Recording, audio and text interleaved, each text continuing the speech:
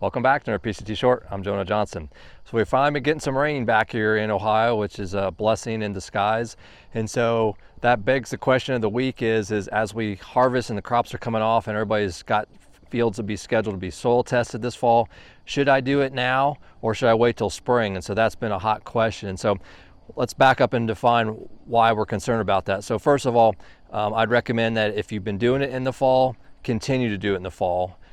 Because comparing spring to fall soil sampling can vary in the amount of nutrients that respond based on the season. If we go back to fall, coming after a drought situation like we've essentially been in here in most of Ohio for the last 5-6 weeks, nutrient analysis can vary. And so several things: potassium, number one. When you have dry soils, number one, you have soils that are not rehydrated, you can actually, those clays and different soil types can hold on to potassium very tightly and won't release it for the extractant in the soil test laboratory. So that's one thing that can be off a little bit.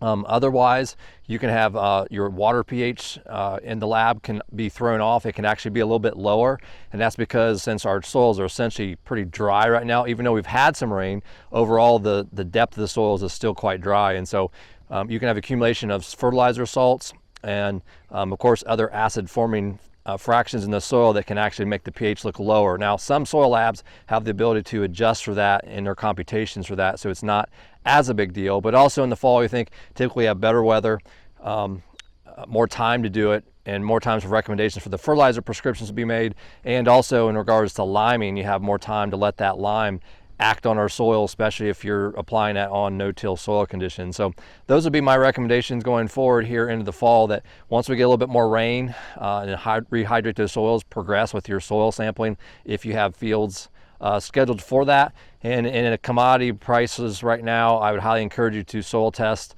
as much as you can invest in that, because right now we need to know specific records as best we can, so you know how much phosphorus and other nutrients you have in that soil to help feed your crops. So, as always, for more, follow us on PCTnutrients.com. I'm Jonah Johnson. Thanks for watching.